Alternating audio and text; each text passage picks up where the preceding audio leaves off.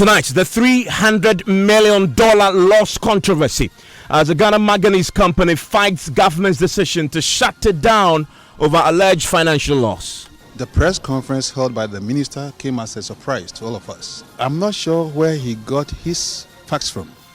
As government presses on with plans of prosecution, we'll hear from the management of the company who say government rather owes it $20 million in tax refunds. This is Top Story with Evans Mensah.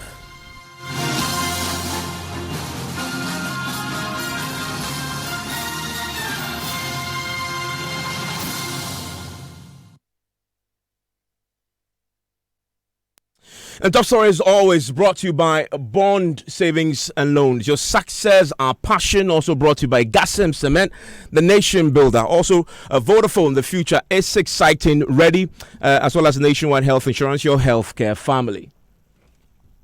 Now, they were shut down on Monday, accused of causing a $300 million financial loss to the state. In fact, the sector minister, Asoma Cheme, announced government's intention to prosecute managers of the Ghana Manganese Company just last Monday at a press conference. Royalty taxes due that they have to pay to us. That one alone is $12.8 million, which they haven't paid. Corporate taxes due alone is $79 million, which they have not paid. Loss of dividend declared is $6.1 million, which they have not paid. Additionally, we are talking of offshore period, that is 2010 to 2017. Transfer pricing, transfer pricing alone works up to $259 million. So imagine all these monies are in the hands of the government.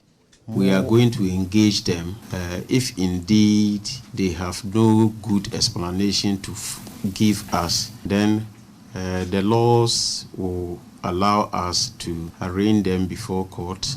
That is one option. And then two, to take over the company from them outright. And if there are other assets where we think we can fall on such assets to defray this huge debt, then we use that one to settle the indebtedness. And we cannot sit for Ghana Manganese to sit on our money this way. Why are they not able to make these payments? They have decided not to pay.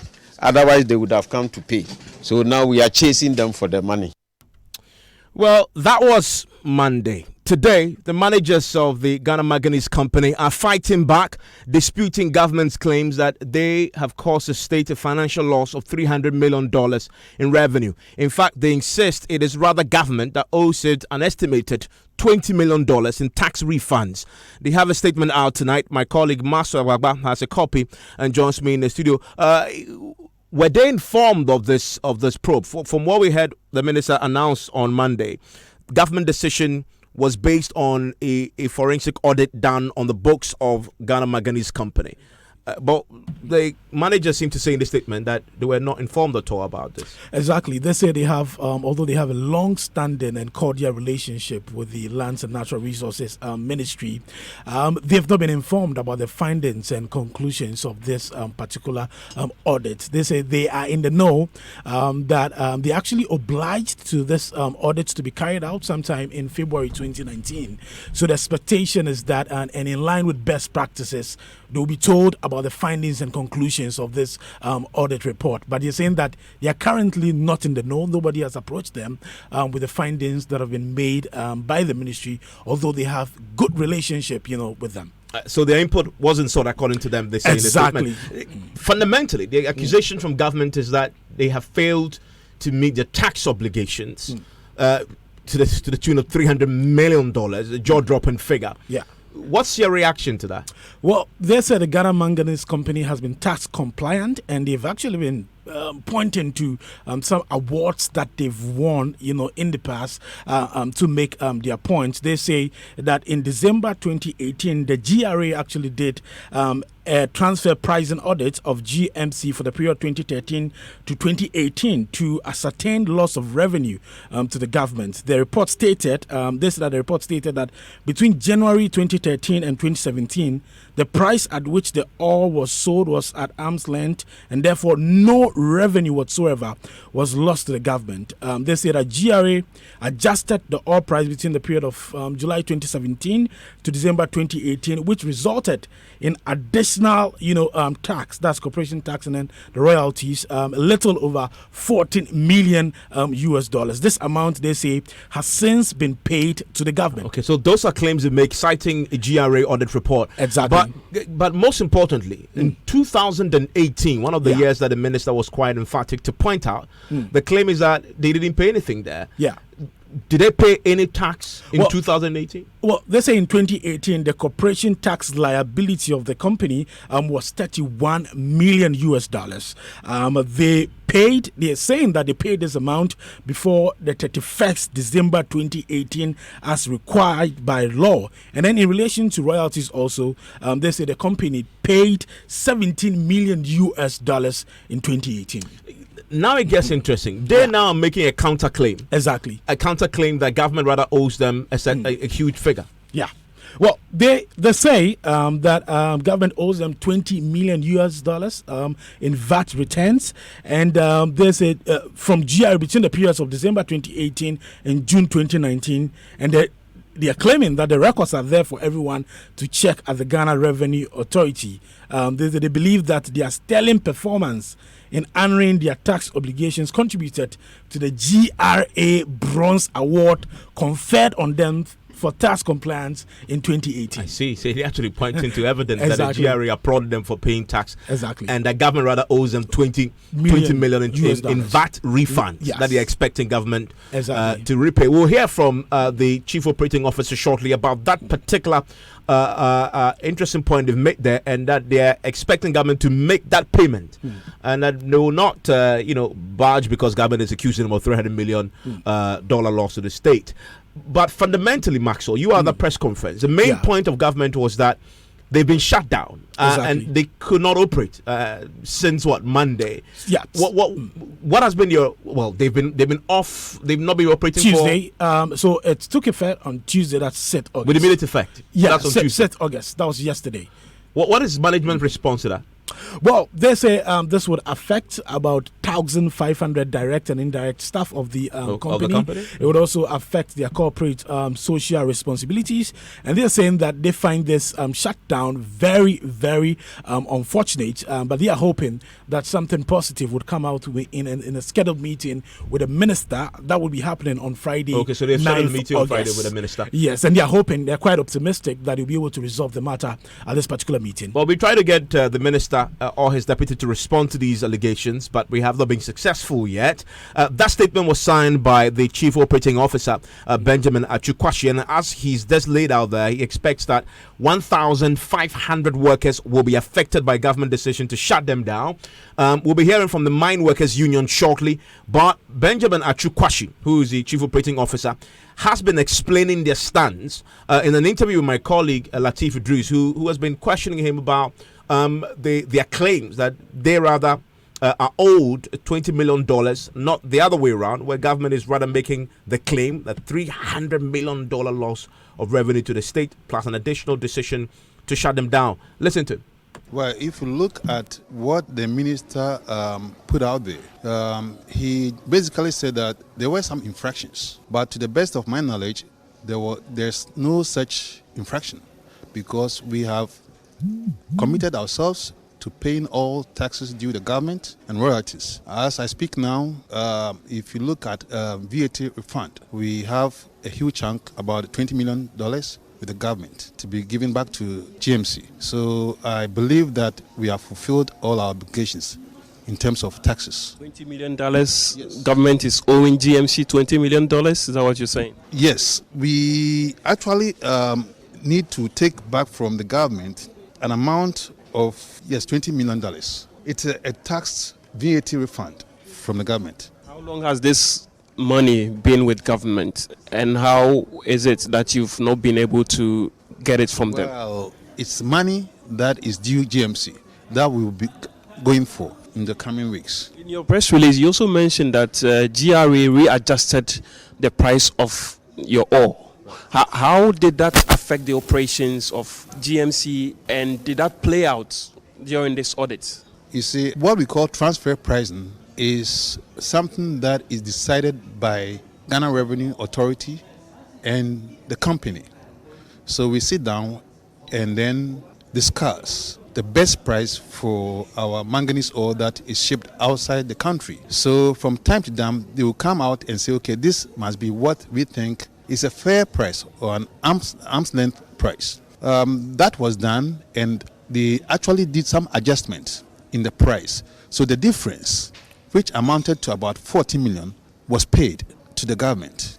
And so that makes the minister's pronouncement, inconsistent? Well, I'm not sure where he got his facts from, but to the best of my knowledge, GMC is doing a genuine job, and we ensure that the right things are done. For them to undertake that audit, they definitely had to come to our site, Man site in Insuta. So we met them and gave them information required as expected for any audit work. So we are of the view that once the work has been completed, a report should be furnished to GMC to critique or make comments on their findings. But we never had any such report until the minister came out with the press conference.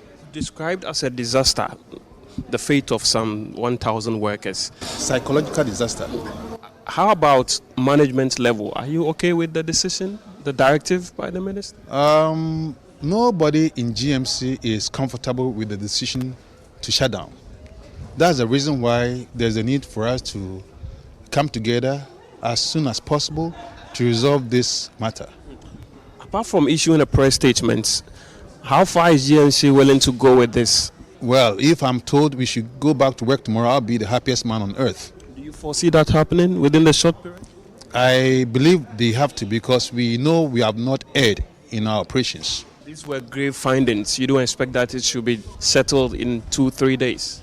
Well, like I said, if they really get to understand where we are coming from, the reports that we have from Ghana Revenue Authority saying that we don't owe the government or we have not caused losses to the government, then I believe they would definitely get to a point where they would say, okay, go back to your operations. Have you contacted the minister directly to find out where he got those figures from? That is what we're going to discuss in the meeting.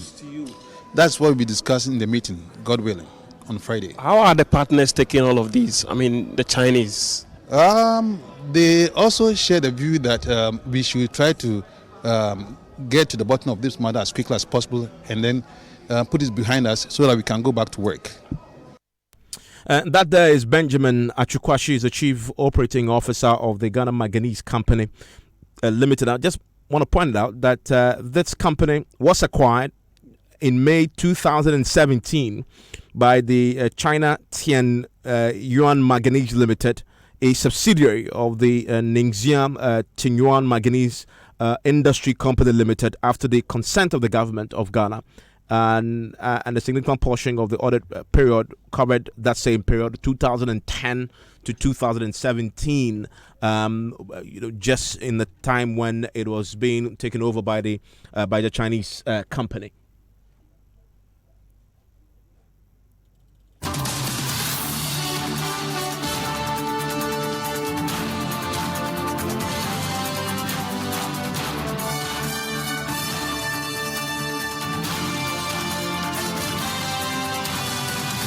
On the line with me right now is the General Secretary of the Ghana Mine Workers Union, Mr. Prince Ankra. Mr. Ankra, thank you for your time here on Top Story. Nice talking to you, Ivan. When we last spoke on Monday, when this decision was first made public by the minister, you were upset at the revelations that were put out, the huge losses to the state. Now you're hearing from the company. If you listen to what the company is saying, what do you stand on it now? Seeing that 1,500 workers may be affected. Yeah, even definitely. As a Ghanaian, I believe that law, Ghana first. So really, I was really taken aback in terms of the revelation.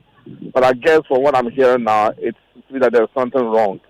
I mean, virtually, if you look at what GMC is saying, look, a forensic audit was conducted, and virtually best practice they picked that government ought to have shared with them before they came out, and now they are contesting the fact that look, they are very ethical, they've not done anything untoward.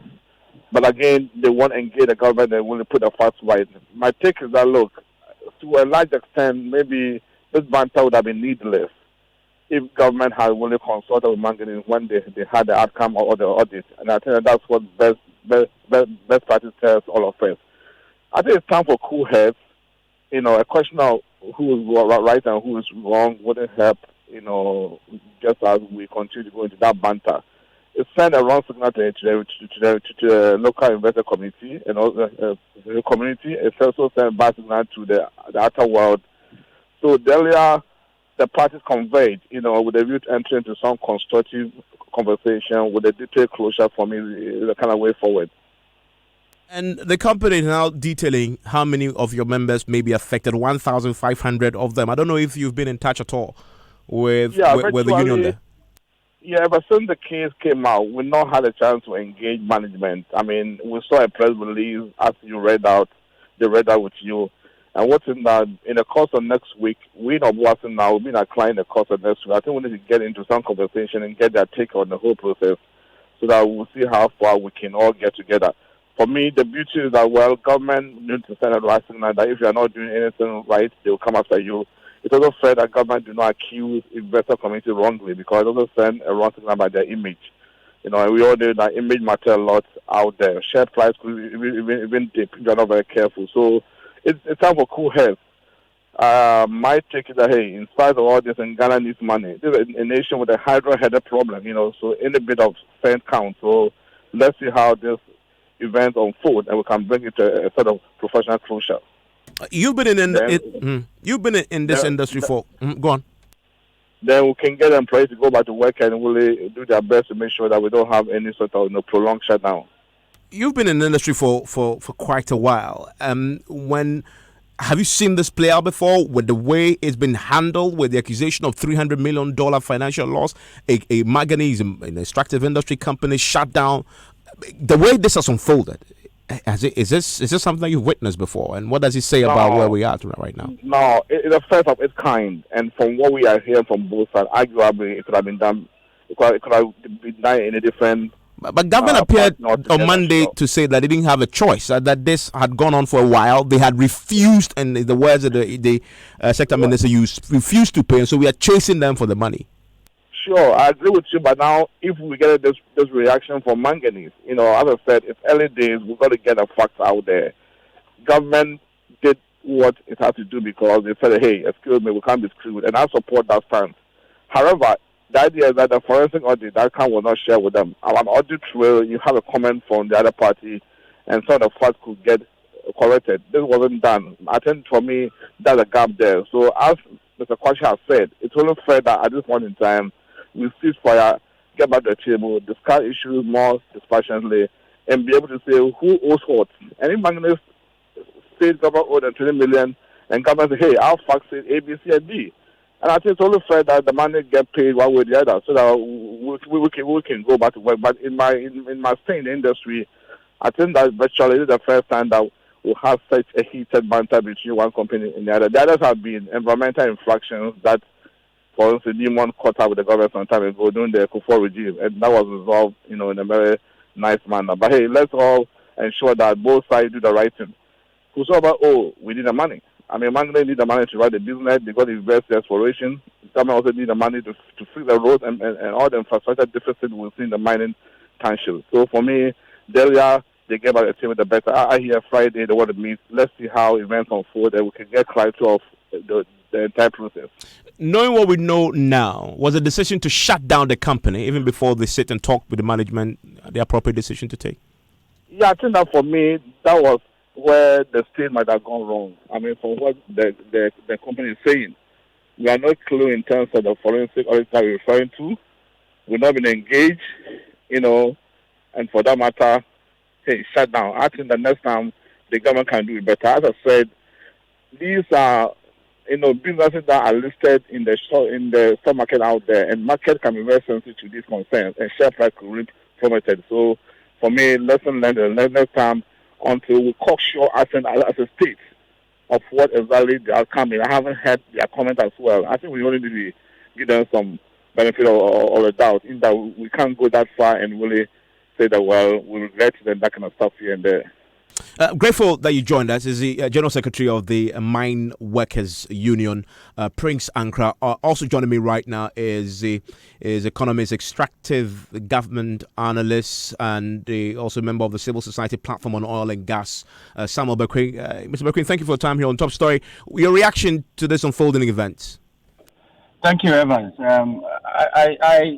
To some extent, I would say that, of course, from what the minister has said in terms of their forensic audit conducted by a non-GRA firm, I think it is clear that there were some, transfer pricing issues, which the GMC did not even deny because they said GRA had actually adjusted the prices. And one of the things I think I would want to stress again, it's something we've always advised government, even from the EITI report that we have supported to do, is that how come we never had a price agreed, a reference price we could even compare to, that now that we are marching into to say that the price you give us, how can a company be left to give us a price? I think that's where the challenge is.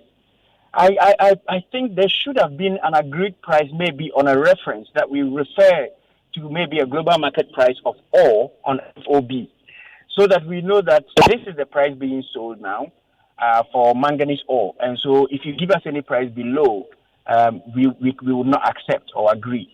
But then we have just sat down for so many years for now that we now realize that the prices they've been giving us is actually very, very low. Of course, they were dealing with related companies.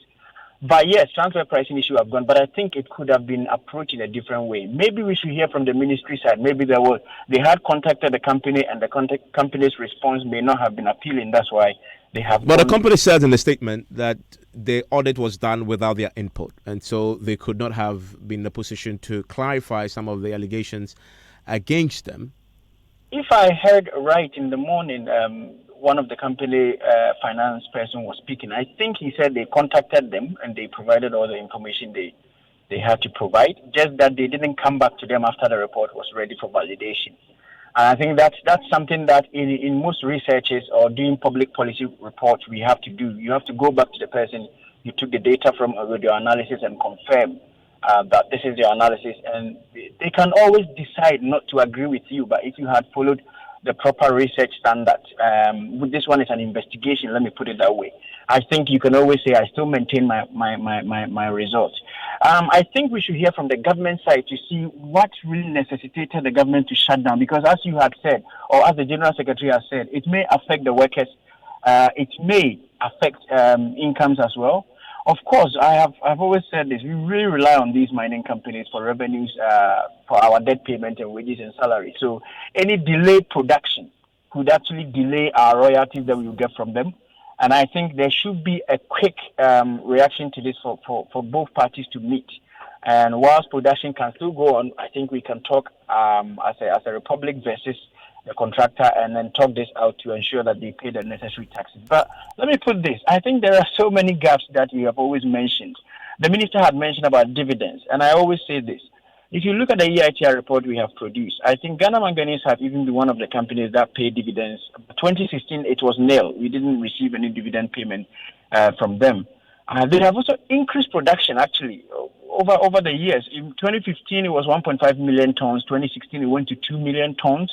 And I think this year, from the company's own release that we have seen, they said the wet ore is already year to date. It's 4 million already. You can see that the increments, even after the Chinese takeover, is really, really high. And I think we should check the price all the time. There is a reference price globally. I think GRA can pay and subscribe to that. So that every time price is provided, GRA can say, no, I will not accept your price that you're dealing with your sister company. Because the reference global market price, because manganese is not produced like gold. I think that the quantity of manganese produced globally will not be like gold. Of course, they are measured differently. We have in Peru, we have in Australia, we have in Ghana here. And Ghana manganese is one of the manganese that is sought after. We have a really rich manganese in our manganese. I think it's more than 60%, I understand. So our manganese is really sought after. And I think it means it commands a higher price and it can command a premium globally. So the price they give us, we may even be commanding a premium over the reference price or the average price. Unfortunately, it's not like gold where we have an average price daily. Manganese its prices are actually determined by the source of the manganese and then the concentrate of that particular manganese in the ore, and also its use, because it's used to blend with to manufacture steel. So I think we should try to tackle and tighten our tax system, and the transfer pricing unit at GRA has to be on point. Unfortunately, we can't audit all mining companies. We do it between 2 to 3 years. So the mining companies assess themselves, bring their tax liabilities, and after, I think within 2 to 3 years, we go there to conduct a whole 2 to 3 years audit for them to say this is the monies. When we did our assessment of GRA, this is the monies left you are supposed to pay in addition to what you had already assessed yourself to pay. I think we should be on point. If we need more hands, if you need more skills, we need to build the capacity of this GRA team to be able to do this assessment. I mean, it just appears to me from what you're saying that we need a lot of reforms. That in a country that is struggling to raise enough revenue, challenges with verifying revenue inflows from mining firms appears to be a big deal. Now there's a acute controversy over $300 million financial loss to the state. That could do a lot for this economy that we know has struggled over the years to meet its revenue targets. Samuel Bequin, thank you very much. He is an economist, extractive governance analyst with the civil society platform on oil and gas. News Night starts in 3 minutes, and when we return, we'll bring you details of the manhunt that is currently underway to track down individuals who destroyed MPP offices in the Central Region. Plus, Forestry Commission denies claims in an investigative report that its officials are taking bribes to allow illegal export of rosewood, but says it will investigate allegations. Meanwhile, we have a new report that's revealing Ghana is illegally under declaring its rosewood exports to China in breach of international law. We have details of that. Stay with us.